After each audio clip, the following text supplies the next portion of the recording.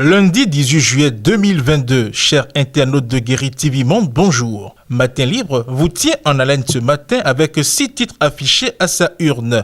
Aujourd'hui, le desk environnement est mis en valeur en manchette avec ce titre « Lutte contre l'érosion côtière et la dégradation des écosystèmes en Afrique de l'Ouest ». Waka Récip passé en revue pour une amélioration des performances. Qu'est-ce que c'est que Waka Récip? Il faut aller à la page 7 pour comprendre. Après les recommandations de Lomé en novembre 2021, le gouvernement du Bénin à travers le ministère du Cadre de vie et du Développement durable, en collaboration avec la Commission de l'Union économique et monétaire ouest-africaine, a organisé du 15 au 16 juillet 2022 à Cotonou la 8e session du comité régional de pilotage du projet d'investissement, la 8e session du comité régional de pilotage du projet d'investissement pour la résilience des zones côtières en Afrique de l'Ouest. C'est donc cela Waka Récip.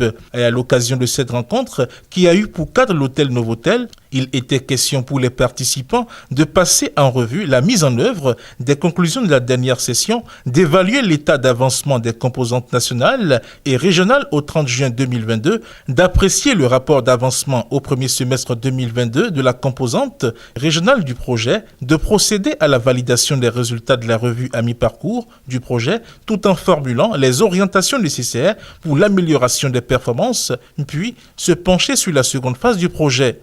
Sous ce titre consacré à un sujet d'ordre environnemental, Matin Libre s'intéresse à la politique nationale. Djogbenou à la tête de l'Union progressiste, la case de l'acte 1 du film coché. Dans l'article qui développe ce titre, le quotidien écrit « L'ouvrier, aussitôt venu, aussitôt fait chef. La rupture réussira-t-elle à tourner tous les épisodes ?» Et pour répondre à cette question, le journal fait un rétro. Mercredi 13 juillet, Matin Libre titrait à la une « Politique nationale, quelque chose se prépare ». C'était au lendemain de la démission inattendue de Joseph Djogbenou de son poste de conseiller, puis de président de la Cour constitutionnelle. Le quotidien de Bartito s'interrogeait alors sur les possibles destinations de l'ancien avocat de Patrice Talon. Cette même journée du mercredi 13 juillet, le désormais ancien président de la Cour des 7 sages a donné des pistes sur sa probable destination. Je retourne à l'engagement politique, là où je l'avais laissé. Je suis candidat à tout ce que le parti me demandera de faire, a laissé entendre Joseph Djogbenou au détour d'une conférence de presse juste après avoir passé le témoin au vice-président de la Cour. Il n'aura pas fallu longtemps pour que l'opinion publique soit située sur l'étape première de ce que pourrait être désormais le point de chute du professeur agrégé de droit privé. Samedi dernier, soit 5 jours seulement après sa démission de la Cour, Joseph Djogbenou devient le président de l'Union progressiste, le plus grand parti né des réformes du système partisan et se réclamant du chef de l'État. Les rumeurs l'avaient annoncé à ce poste juste après sa démission. Ça n'a pas raté. Les choses sont même allées très vite. Le temps pour le démissionnaire d'être réellement accueilli dans sa famille politique, il a été aussitôt fait chef.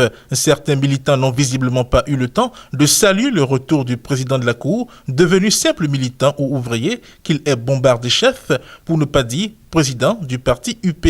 C'est donc une démission qui répond à une chronologie, un timing précis. Mais la rupture réussira-t-elle à tourner tous les autres épisodes? La suite est à lire dans l'article posté en page 2. Émergence d'une interprofession au Bénin, la validation du projet de brochure en débat. La Chambre nationale d'agriculture du Bénin a organisé avec l'appui technique et financier du projet Arizabé un atelier de validation du projet de brochure sur les conditions d'émergence d'une interprofession au Bénin. Les travaux se sont déroulés du 14 au 15 juillet 2022 à No Stress Hotel de Grand Popo. Autre sujet abordé par Matin Libre ce jour. Accord de coopération monétaire entre l'UEMOA et la France. Attention au piège néocolonial. C'est une réflexion de Guy Mitokpe. En effet, le Conseil des ministres de ce 13 juillet 2022 en République du Bénin a procédé à la transmission à l'Assemblée nationale pour autorisation de ratification de l'accord de coopération monétaire signé entre les pays membres de l'Union monétaire ouest-africaine et la France le 21 décembre 2019. Que comprendre du fameux accord de coopération monétaire entre les États de l'UEMOA et la France? La réponse est dans le développement de la réflexion de Guy Mitokpe, à lire en pages 9 et 11. Les 2 autres titres restants s'intéressent au tribunal de première instance d'Aplahué et au tournoi de l'indépendance.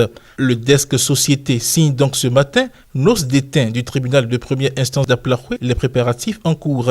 Le 26 juillet 2022, le tribunal de première instance de première classe d'Aplaroué dans le département du Koufo aura 10 ans en prélude à l'organisation d'un colloque scientifique marquant la célébration de cet anniversaire. La préfecture du Koufo et cette juridiction ont tenu ce vendredi 15 juillet 2022 une conférence de presse pour annoncer l'événement. Au pied de la urne de Matin Libre paru ce jour, vous pouvez lire: Tournoi de l'indépendance à Lokossa, le maire Gervais Ronkwe-Houenou lance les hostilités. Matin Libre du lundi 18 juillet 2022, le contenu vous est livré. Merci de nous avoir suivis et à demain.